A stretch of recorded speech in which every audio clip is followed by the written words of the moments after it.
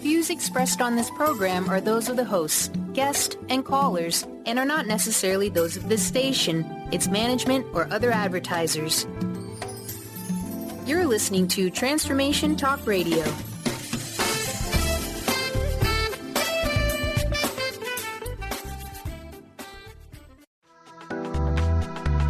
This show's audio was via a Skype call.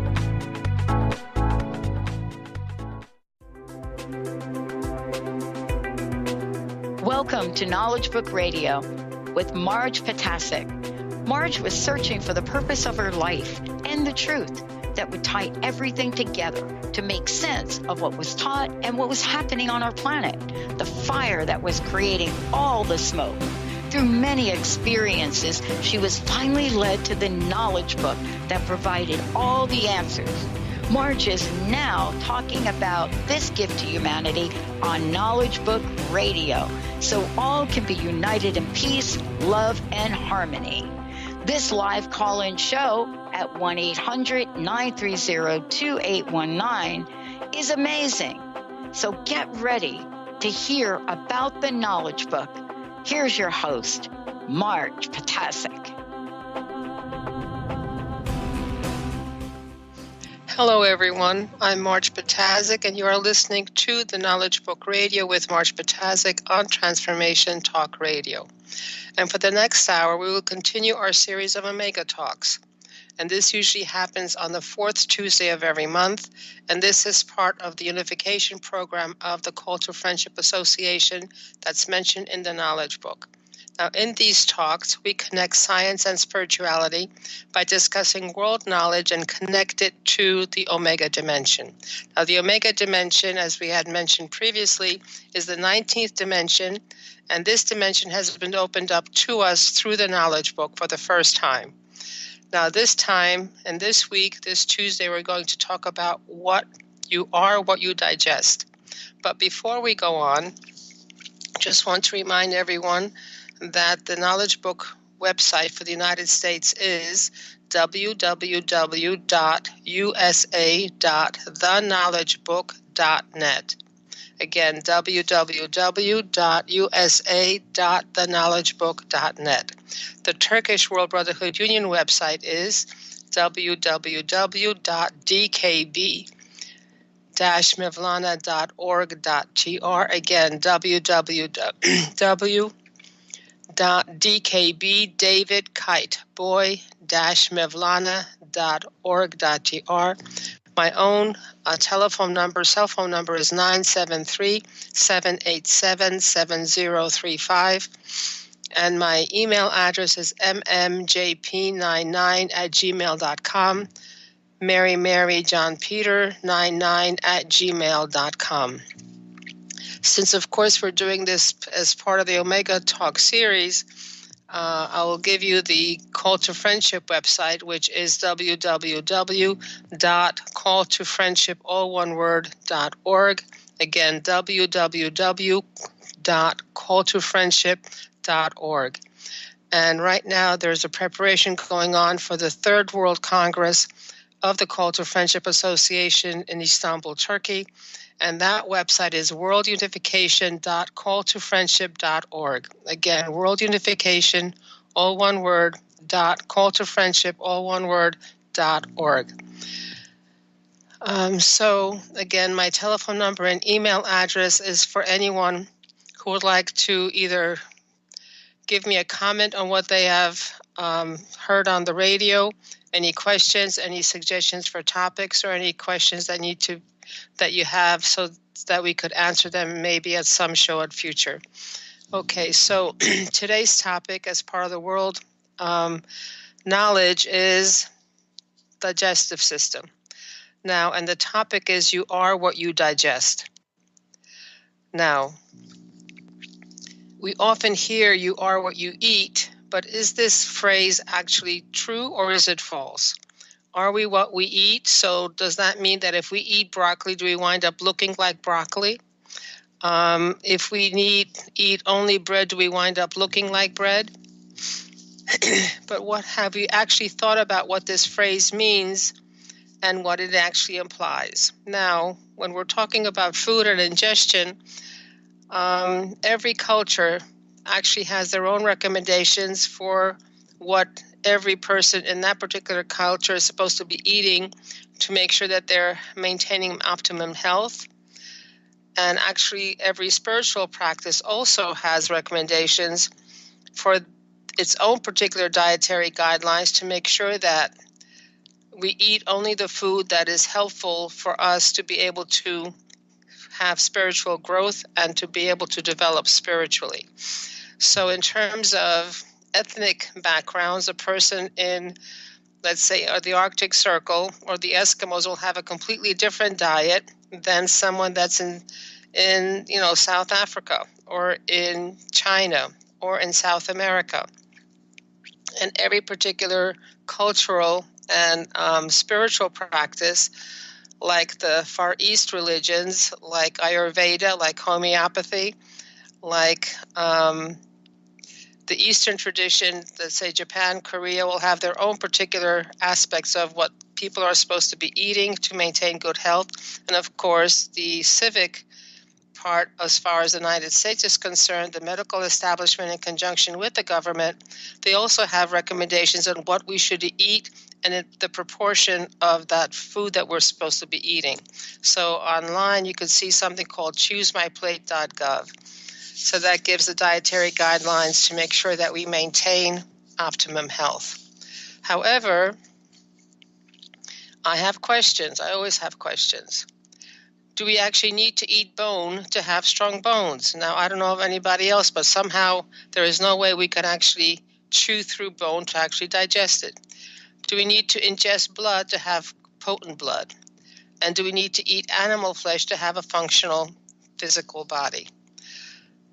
And another question that I have is, what actually happens when we eat nothing at all and still survive?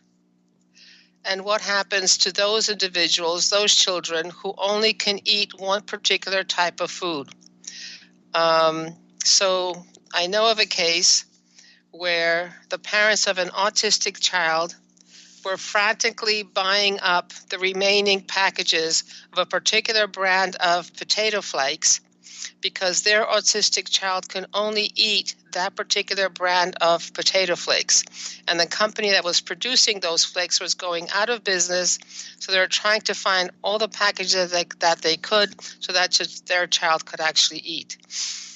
Now, what about those other children? Of course, I have family and friends whose one child actually only ate hot dogs. He refused to eat anything else, only hot dogs. There are children who actually can only eat pizza, and they refuse to eat anything else, or some different combinations of food that they will only eat at the exclusion of any other food.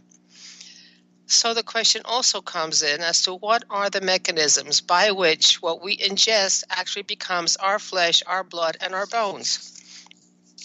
This is where we come into the human digestive system. Now, if we eat a piece of broccoli, if we eat a piece of cheese, something has to happen to that food. It needs to be changed into smaller molecules, number one, and they need to be broken down into specific nutrients to be able to be absorbed into the blood and carried to cells throughout the body. Now, digestion itself can be defined as the process through which food and liquid are broken down into smaller parts so that the body can use them to build and nourish cells and to provide energy.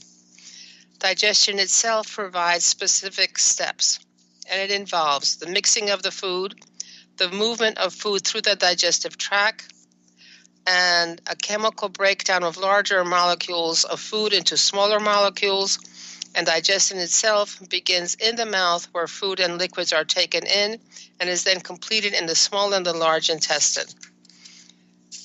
Now, the important thing is that the digestion of food actually happens in two phases. One phase is the mechanical digestion, and this is done through our mouths by chewing and churning food with our teeth, and the bonds that hold the food particles together are actually broken down physically through our bones and through chewing with our bones, with our teeth, Now, that's not a process that is done alone. This mechanical digestion is actually aided by starch-breaking enzymes in our saliva and continues on in the stomach with the help of acids. Now, the second phase of digestion is chemical digestion. We've broken down some parts into smaller pieces, and by the time our mouth gets finished with it, we produce what is called a bolus that is then swallowed. And the second part is the chemical digestion that takes place mostly in the small intestine, and this is a 20-foot long, about 20 feet. Some have 22, some have 24 feet long intestines. And this is where the enzymes that are released by the liver, by the gallbladder, and pancreas actually chemically cut the food into smaller and smaller pieces, cutting through the molecular bonds, and they result in individual amino acids. So what came in as a large chunk of broccoli now winds up being a little bit of broccoli, but it's still broccoli, and it is cut into individual small molecular molecules. Now, the small intestine is also the place where the vitamins and minerals are absorbed from the diet that we eat. So if we have fat-soluble vitamins like vitamin K, vitamin A, vitamin D, and E, they are absorbed by simple diffusion along with the dietary fats. Now, simple diffusion means that these molecules are fat-soluble molecules. That means they dissolve in fats. And since our cells are actually encased in a double layer of fats, that means that vitamin can easily cross that lipid layer, that fat layer of the cell, and go into the cell to be able to be absorbed. However, water-soluble vitamins, such as vitamin B and vitamin C, need to be helped to be going across because, of course, water and oil do not mix. So water and fats do not mix. So getting across the barrier of lipids that is at the outside shell of the cell needs to be held by something else to go through that layer, through that lipid layer. And vitamin B12 also will be absorbed at the small intestine, but this is done through active transport. Now, in this case, energy actually needs to be used up in order to get this molecule into the bloodstream. So you need to have enough energy in your body to be able to absorb and use vitamin B12. Okay, now this is the most important part of how we actually get those little pieces of whatever we ate, those little pieces of molecules into our bodies. And this is the process of assimilation. Now, what assimilation does is actually gets the nutrients from our food into our cells, and this is where they're able to be used for growth and repair. So by definition, it's the assimilation of food that is the act of becoming part of something greater. In this case, the food that we have changed through the digestive process, through the breakdown process, now changes to become us. It literally becomes a part of our body through this process of assimilation. And this is how nutrients are able to be incorporated into every cell of the body by feeding and being able to repair them. This is how the body uses it. So now, what is actually happening here? What is happening through the digestive system and through digestion and assimilation? In essence, the entire digestive process is a transformation of whatever we've ingested into what we are made of into cells of brain, blood, and bones, and so forth. And as the Knowledge Book explains, we go through a similar process in our evolution. As we proceed from dimension to dimension, once we've completely digested and assimilated whatever energies, frequencies, and knowledge that were available at the dimension that we were in. Now, each dimension has a very specific mechanism, a specific educating and training process, and specific guides that are responsible for taking us from the initial to the final layers in that dimension. Just like in our bodies, We go through the process of maybe cooking the food or not cooking the food. However, eating the food, going through the entire process of the digestive system, going from the mouth to the stomach, to the small intestine, to the large intestine, and finally, if anything that we haven't incorporated into our bodies is then released. Each dimension is like a digestive system. It takes someone who is at the beginning of that dimension, takes them, processes them through specific mechanisms, through specific training processes, and there are specific teachers or specific governors that actually take part of and are responsible for taking that piece, that person through that dimension. And we, in this way, go through the first to the 7 training layers, are actually able to merge with the totality energy of that dimension through our own power, and then we get conveyed to the next dimension in the 9th layer. So we go through 9 layers every time in every dimension. 1 through 7 are training layers. Then at the 8th level, at the 8th layer, we merge with the energy of that dimension through our own power. By that time, we get our own power, be able to draw that in and merge with it.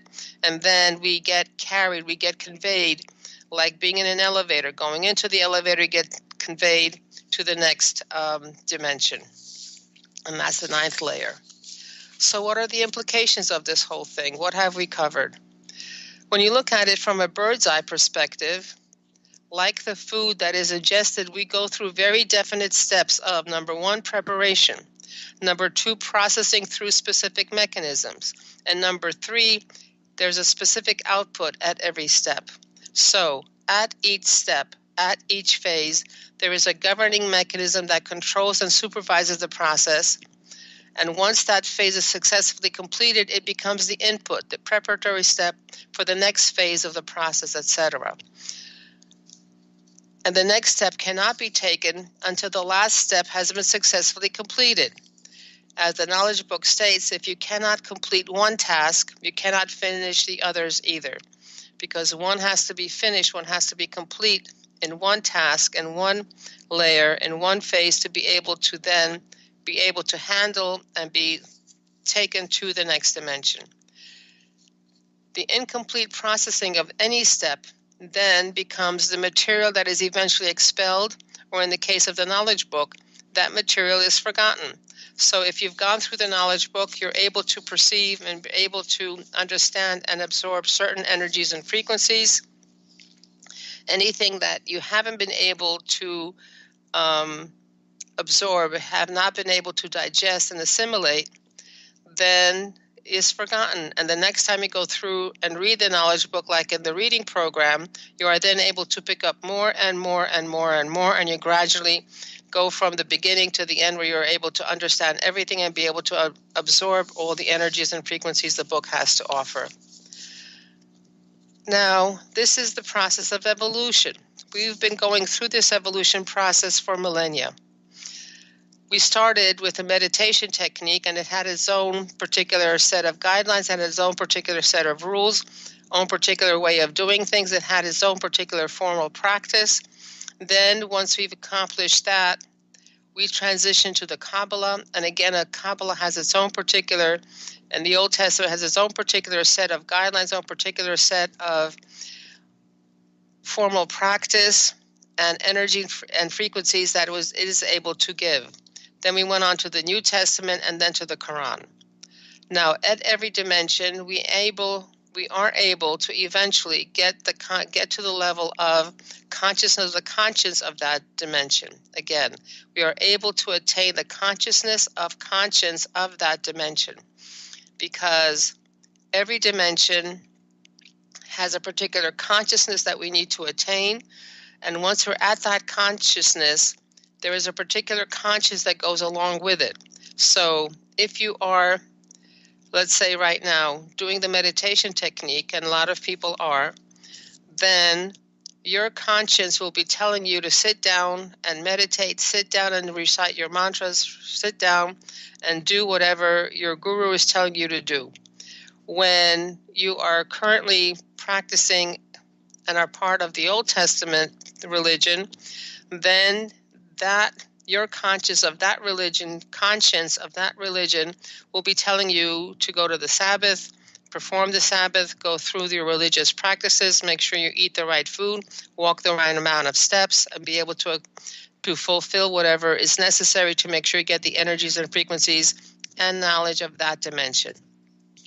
Same thing goes for the New Testament, and the same thing goes for the Quran. So again, for every dimension, we attain the consciousness of conscience of that dimension. It is that conscience of that dimension that actually tells us what to do and keeps us on our track. Now, everyone who has actually completely assimilated the previous sacred texts and the previous religions, then right now they've gotten to the level of being at the frequency of love. Now, this frequency of love, and we're talking frequency, not emotion, is 72nd energy dimension. It's the 18th evolution dimension, and this is what is known as alpha. Now, these individuals are now actually poised for entry into the knowledge book and its studies. And how do you know when you're ready? You'll listen to the radio and maybe hear my broadcast, or you'll find something on the website that says, there's a knowledge book. There's something going on here. You see something that's going on the website. Or you'll hear someone talking about the knowledge book, or you go to an expo and there's going to be a table with knowledge books there. Somehow, once you are ready, the knowledge book will be presented to you. So this is how you know that you are ready. And then you make the decision either to follow or maybe go in for a quest and come back later. Now, as we've been continuing to do for millennia, we gradually go through the digestion process of the energies, frequencies, and knowledge of the knowledge book until we have completely assimilated and fully integrated with all it has to give. And therefore, we come to and arrive at and are welcome to the 76th energy level, the 19th evolution dimension, which is Omega. So this is not anything new that we're doing. We're doing the same thing that we've done over and over again, going through steps and going through processes. Except now, this process is a little different. And as we see, the meditation of Far East religions is different than the Kabbalah, is different than the New Testament, is different than the Quran. Each had its own particular practices, each had its own particular way of doing things to make sure that we were able, by following those guidelines, to fully benefit from that teaching, from that learning, and be able to progress further. So this is not anything different. We are now doing something different because the knowledge book had its own particular set of guidelines, had its own particular way of doing things. However, it is no longer a formal practice. It is no longer maybe going to church on Sunday or going to the synagogue or Saturday or going to the temple to do meditations at a particular point, or ashrams. Okay, so we go from the 72nd energy dimension to the 76th energy dimension, and the 19th evolution dimension was Omega. And that is the process that we are supposed to be going through right now. Now, what happens if we can't finish whatever we're supposed to have finished for that lifetime? If we don't succeed in completing that dimension, we are turned back by the guards at the next dimension, and we go, let's say, for remedial classes. Just like we don't absorb everything that our math teacher was telling us, let's say in algebra, and we don't pass the final examination of the Algebra 2, then we either go for summer school to catch up and fill in the blanks, or we repeat the year again and take Algebra 2 again. So if we fail the test of one prior to going to the next dimension to be able to graduate from that dimension, if that happens when we die, then we go back, we get reincarnated again, exactly where we finished off before we died, or at our death, and we are given more experiences and guidance to eventually succeed in the dimension that we were in. And once we've gone through the required summer school or remedial classes, and again, once we become completely integrated with the energies, frequencies, and knowledge of that dimension, then the guard at the entrance of the next dimension opens the gate and lets us through. And the process continues, step by step, layer by layer, and dimension by dimension. Okay, but I still have questions. And there seems to be a different kind of a puzzle that has presented itself to me. So when we look about the digestion, when you look and think about the digestive process, and we hear the words, you are what you eat, that's actually a misleading statement. Because what we eat is not what our bodies are actually able to digest and assimilate. There are some people, myself included, who cannot eat certain foods because we are not able to digest them. Let's say corn. I eat corn, but it comes out the same way it went in. I cannot digest corn. I cannot digest other foods as well. So you are what you eat is very misleading because you are actually able, when you're actually able to digest and assimilate and make it a part of you, that's when you actually are able to use whatever you eat. So we may follow food guidelines, however, only those foods that we can process completely and are able to be utilized by the cells and that will actually become what we are. So it's not you are what you digest, that's not what you eat, it's what you digest and assimilate would be closer to the mark. So, however, there seems to be something else that's going on. If we believe whatever the medical establishment tells us and whatever guidelines are being given to us, that we need a certain chemical mix to survive and to grow and to thrive, how can children live and grow on a mono-food diet? Hot dogs and instant mashed potato flakes certainly do not contain the minimum daily requirements for full bodily growth and functionality.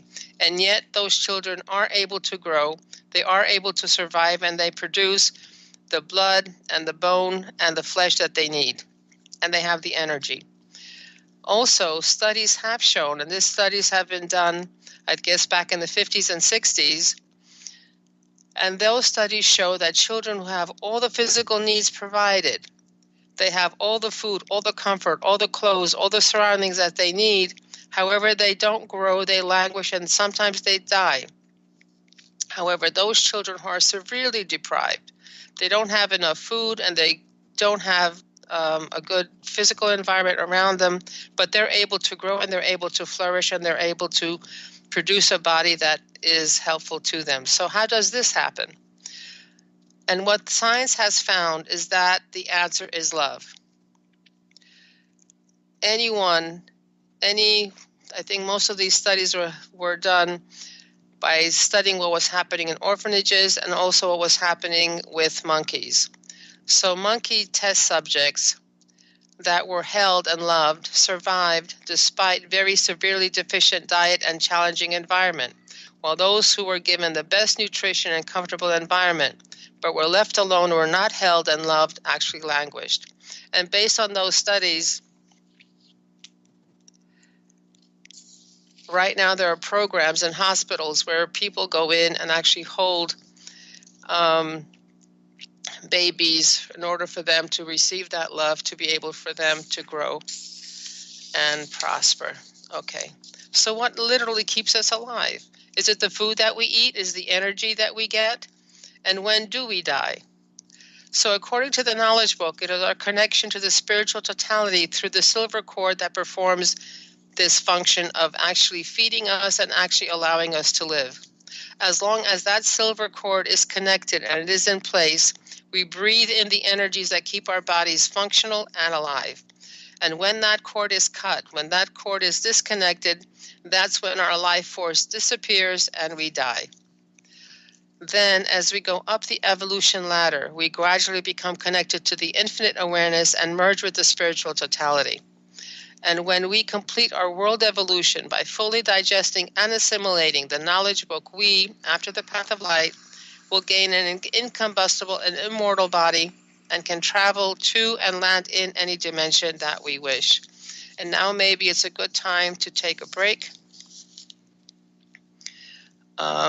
So we've been talking about digestion. We've been talking about evolution, how digestion is the let's say, a metaphor for going through evolution.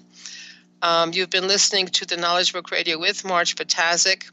And again, our website, the United States website, is www.usa.theknowledgebook.net. The telephone numbers for questions and topics is 973-787-7035. When we come back, we'll continue with You Are What You Digest. Stay tuned. We'll be right back.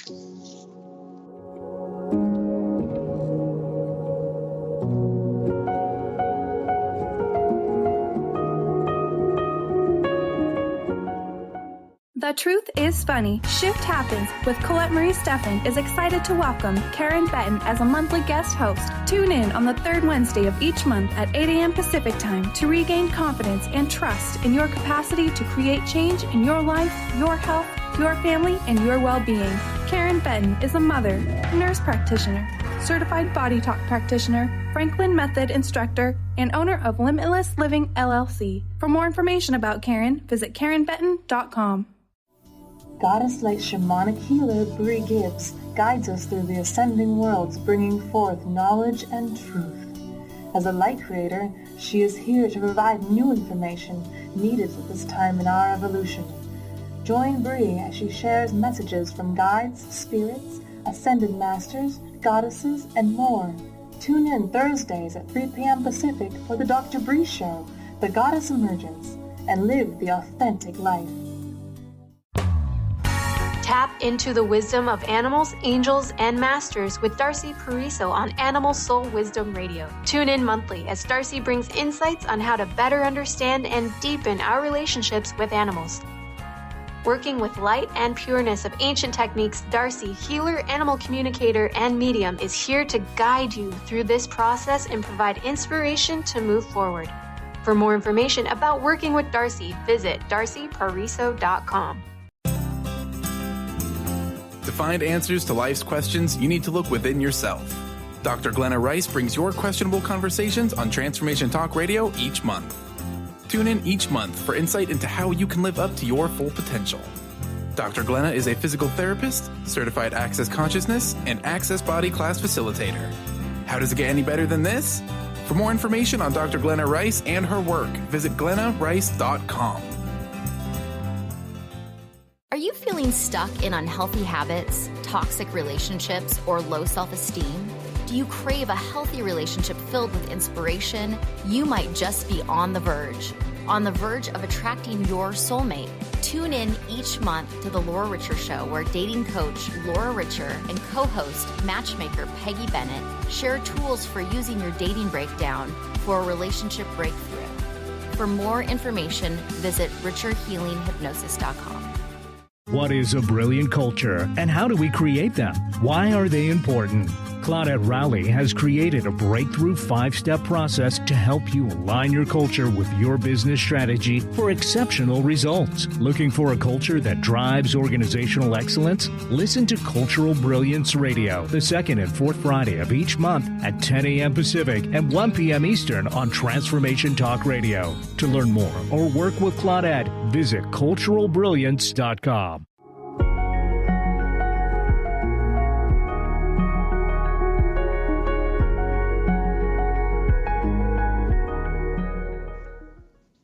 And we're back on the Knowledge Book Radio with Marge Patazik on Transformation Talk Radio. And again, a quick reminder, the United States website for the Knowledge Book is www.usa.theknowledgebook, all one word, .net. My telephone number is 973-787-7035 for calling or texting. And email is mmjp99@gmail.com. Again, Mary John Peter 99@gmail.com. Now, the Call to Friendship website is www.calltofriendship.org. And of course, the Congress website for the 2019, June 21 through 23, is worldunification.calltofriendship.org. Okay, and of course, any questions, any comments, any topics, any points of discussion you would like to cover are more than welcome. Just email that to me or text me or call me. be more than happy to talk to you. And then we're going to cover right now a little bit more in detail what actually happens in the digestive system. What we've covered previously was giving you basically an overview of what is happening and how it's happening, but with a broad stroke. Now, the process is already laid out for us. We have a digestive system that's laid out for us. However, does it happen instantly? No, it does not. There is work that's involved. In order to be able to ingest the food, we have to eat it, we have to bite it, we have to chew it, we have to produce something that's called a bolus, which is then passed on to the stomach. Now, if we think that what we swallow is automatically just dropped into the stomach, that's not the case. We have something called the esophagus, and that esophagus has basically got muscles all along the entire length of the esophagus from the throat to the stomach. And it's as if you were squeezing that esophagus actually squeezes the food down into the stomach. It doesn't just drop into it. There's work involved in getting that food from the mouth, besides the swallowing, into the stomach. The stomach itself has three kinds of muscles. It has horizontal muscles, it has longitudinal muscles, it has transverse muscles. So the stomach is actually changing shape, working. It is all constantly flexing this way, the other way, and to make sure that those acids that are in the stomach are actually mixed with the food. So there's work that's involved in there. Then we go into the small intestine, which actually is in three parts. The duodenum, and let me see, I've forgotten. But anyway, bottom line is there's the small intestine. Okay, so small intestine has three parts. And again, in this place, the stomach has these acids, and the small intestine also has helpers. So, and the small intestine also has muscles. And those muscles, again, are horizontal and transverse. And again, that food is squeezed, that food is actually mixed. So the stomach is actually working. This is not a passive process. Well, all of a sudden, food comes in on one end and just comes out on the other. There is very much a lot of work that is being done in terms of mechanical work. The stomach, the muscles of the stomach, the muscles of the small intestine are actually churning and moving the food around. The small intestine actually also has a very large surface area. It's 22 feet long. But if you would take this, it has got little what are called villi, little like pencil-like structures, finger-like structures on the walls. And if you take that surface area of all that villi, it's like the size of a tennis court. So it's a lot of surface area where the muscles of the small intestines are actually able to move whatever's food they have in them around to be able to get them in contact with the blood vessels, so those molecules are actually absorbed. And you have the duodenum, you have the jejunum, and you have the ileum. And each one of these has three sections of the small intestine have very specific functions. So just like we're going through each dimension, and each dimension has its own particular function, its own particular education and training system, own particular energies and frequencies.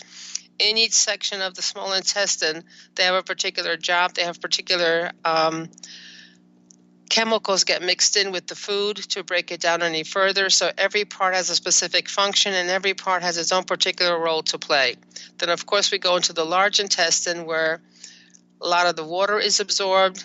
Large ions are reabsorbed back into the blood. And, of course, anything that is not digested and is not assimilated actually gets eliminated, goes into the rectum, and goes out through the anus. So at each point of the game, there is a particular way of doing things. There is a particular process that is gone through. And there are separate players. There are different helpers along the way. So the stomach, of course, has its juices of bile coming in from the liver. And there is help that's coming in. Liver provides the bile, the liver provides the gallbladder, and the gallbladder comes in with a specific enzyme, the specific chemicals to break down the food in the stomach. And once the stomach contents at this point become chyme, and chyme then becomes the input for the small intestine. So what food came into the stomach became a bolus. The bolus that then becomes when it goes into the stomach, becomes the input for the stomach, and then the stomach turns that into chyme. And whatever chyme is produced by the stomach, the product of the stomach is the chyme, that becomes the input for the small intestine. And then, of course, as it goes down the small intestine, each section has its own particular processing, and whatever process it goes through now becomes part of the bloodstream. And it goes back to the liver, and the liver either stores it or distributes it to the rest of the body. And the rest of the body, through the bloodstream, is able to then either passively, it will go across from the blood into the cell, either passively through diffusion or through active transport, where work actually needs to be done and energy needs to be expanded in order to be able to incorporate that particular molecule into that particular cell. And each particular cell has its own particular needs, which means that becomes the governor of what is able to take in. So the bones that produce the blood actually need very specific nutrients. It needs, of course, the amino acids. It needs iron to be able to produce a blood molecule. There are separate kinds of cells that happen in the brain. So the brain, again, becomes the governor of what kind of molecules it accepts, what kind of amino acids it accepts in order for the brain to produce a brain cell. Same thing goes for the rest of the body. A muscle needs a particular type of molecule in order to be able to build itself. At every point, if you could also liken that to have a little particular subdimension, those steps that are going through in every dimension, so that could also be seen as guards of that dimension. In other words, I won't be able, the blood will not be produced unless a specific type of cell or a specific type of molecule comes across and is able to, and then the bone will actually be able to say, no, I do not want this molecule. Another person or another part of the body could use that one. I will take only a specific molecule here for me to be able to produce blood. The same thing goes for our muscles. The same thing goes for everything in our body. So at each step in the process of transformation, of going from the food that we eat to our fingernail, to our thigh bone, or to our heart muscle, or our brains, or whatever it is that the body is repairing or regenerating, at each step of the game, there is a governing mechanism. There is a guard that says, no, this is not good for me. Yes, this is good for me. I'll take you in. And also, at every step of the game, there is a help. There is some kind of something and some input that is coming in along to change whatever is happening at that particular point in time. So, in terms of the stomach, that gets helped by the liver and the gallbladder and the pancreas. And when it comes to the small intestine, again, there are chemicals that are being released into the small intestine to be able to process everything that's in there. So, and this can be likened to what we do with the knowledge book. You can't just sit back and let the words come at you. You need to be able to actually put some effort into it. You need to be able, just like in the digestive system, there is work that is actually done.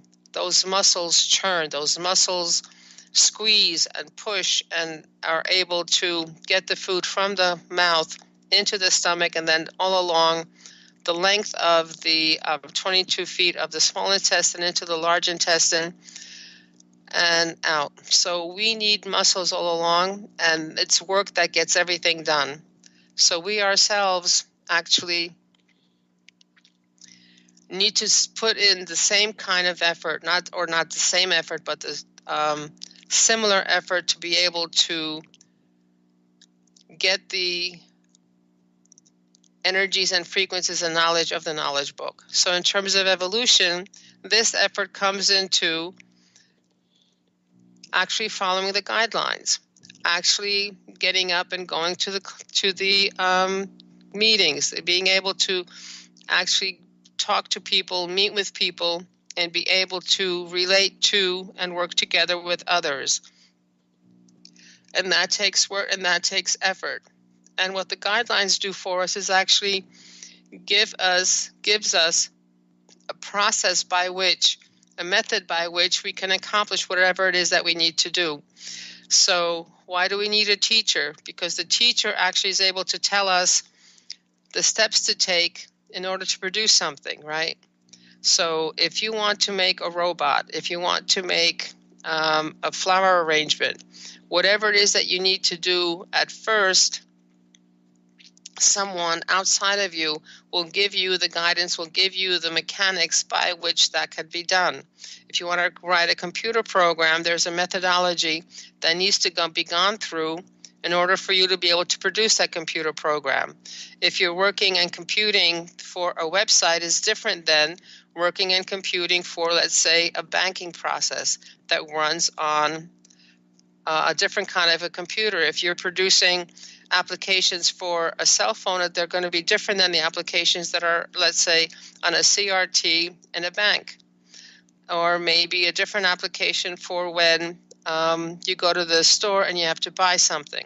So each one of them has its own particular guidelines, its own particular way of doing things, and by following those guidelines, by following what the instructions are, you actually come out with a product that you're happy with and satisfied with.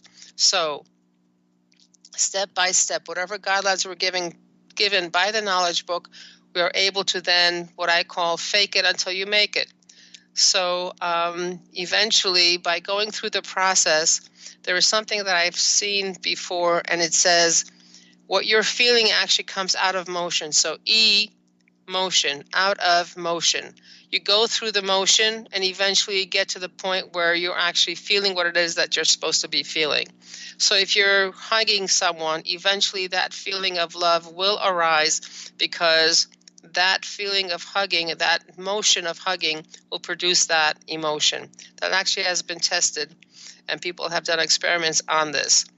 So again, fake it until you make it.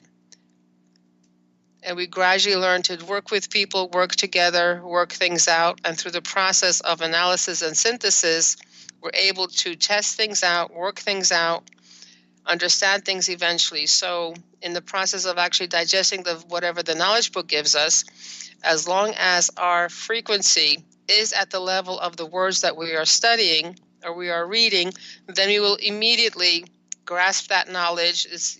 There's no way out. As long as you're at the frequency of those words, you will know what you have read. You will not have forgotten what you have read. And that frequency arises from your evolution. The higher you are at your evolution level, the greater your evolution level, the higher you are on the evolution ladder, the more you will understand, the more you will retain, and the more energies and frequencies the knowledge book is able to give to you. So how do you know where you are on that evolution level? It depends what's guiding you. Is it coming from ego, or is it coming from your essence? If it is your ego driving you, then you're lower down on the evolution level, on the evolution ladder. When you're working from your essence, then you see the other as God. You see the other as an essence, not anything else. You see the other as being you, being a different part of you, as someone not that strange, that's something that you exclude, something that you judge, that's something that you differentiate. It is someone that you welcome you and accept as they are. So it depends. You can tell by yourself where you are and how you are on the scale of evolution as to how your ego or your essence is driving you. So this is what's going on. Now, so at every stage of the game, there are helpers, there are guides that are helping us and are able to teach us what to do. So initially, we have people who are external to ourselves. We'll have gurus, we'll have meditation teachers, we'll have priests, we have rabbis, we have whatever teacher on the external level there is. And every religion, every culture has their own particular set of teachers, and we follow those from the outside. Eventually, we get to the point of the knowledge book, we ourselves become our own gurus. So as long as we are following our essence, as long as our essence is connected to the spiritual totality, and that essence is separate from ego and is not working according to the ego drives, in other words, you're helping others as opposed to keeping everything for yourself, then you are able to succeed. And then we no longer need those external teachers, because it is our essence, it is our conscience that become our guides, and we're able to connect with the logic, connect with the frequency that will tell us what to do at that particular point in time. Because when you think about it, a particular action may produce good results on one occasion, but be completely contrary to what is needed at another occasion, right? Someone who is always asking you for money, yes, it's very nice and very altruistic to give that person money. However, if that person who you're giving the money to becomes totally dependent on you and only comes to you for money and is not learning how to be responsible for themselves and maintain themselves and be responsible for and be able to produce whatever money that they themselves need to have in order to survive, then you're actually limiting their evolution. You're stopping their evolution. You're not allowing them to grow. So even though giving someone money in one instance may be a very good thing to do, however, in another instance, it may not be a very good thing to do, because you're stopping their evolution. You are not allowing them to grow, not allowing them to go through the life lessons to be able to support themselves and be responsible for themselves. Okay, so this is where our conscience then becomes our guide as to what to do in a particular situation, because there is really no right and wrong as far as what to do in a particular situation. That is governed by our conscience, and our conscience is connected to our consciousness, and consciousness is whatever dimension that you are in. So and step by step, we go from dimension to dimension to dimension. And at every dimension, we have guards, we have guardians, and we have teachers. Until, of course, we become our own guardians, our own teachers, and the knowledge book then is able to encase us in a very strong magnetic field, because we've produced that magnetic field. We are able to then to only absorb those energies, only absorb those frequencies that are helpful to us. And the magnetic field then rejects anything that could be harmful to us. One of the benefits of doing the reading program is actually just that, for us to be able to help ourselves. And Mrs. Chirac recently has reminded us, okay, fine, we're working for everybody, but how much of those energies and frequencies that the knowledge book has given us is actually absorbed by us?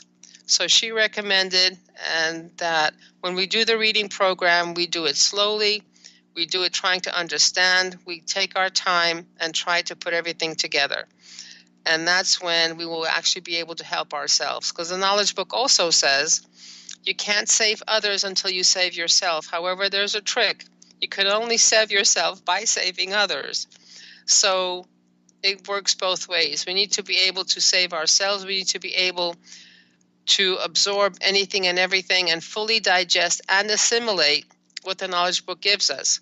So there are guidelines, there are methodologies that the knowledge book tells us what to do and how to do, and by following those, we're able to become higher and higher on evolution scale, higher and higher and more in touch with our essence, more in touch with everything, and eventually we will be able to connect with the infinite awareness, and therefore all the knowledge will be open to us, and we will know exactly what to do and how to do it. So in essence, what we've covered is the digestive system. And what we've seen is that just like work needs to be done in order for us to chew the food, and then the stomach needs to churn the food and mix the food with the chemicals that come in, and just like the small intestine also has to work in order to be able to take out the food that we need. We also need to do the work as far as the knowledge book to fully be able to absorb all the energies and frequencies. And now looks like it's we're almost out of time. So again, want to remind everyone, Knowledge Book Radio. We've been listening to Knowledge Book Radio with Marge Patazik on Transformation Talk Radio. Please remember that there is a focal point in New York City. There's also a focal point in Queens. So if you'd like to come, and again, if you would like 3 chapters, please email me with your postal mailing address, and we'll be able to send those fascicles to you. These are the 3 chapters from the knowledge book to give you an idea what the book is about, and is able to give you everything that you need to kind of test things out. Okay, thank you. You've been listening to Knowledge Book Radio with Marge Patazik. Marge was led to the Knowledge Book, a gift to humanity, and its time of transition to the Golden Age that provided the truth and energies and frequencies. Now, she shares information from and answers questions about the Knowledge Book with you each Tuesday at 1 p.m. Pacific, 4 p.m. Eastern on TransformationTalkRadio.com. For more information, visit Marge at usa.theknowledgebook.net.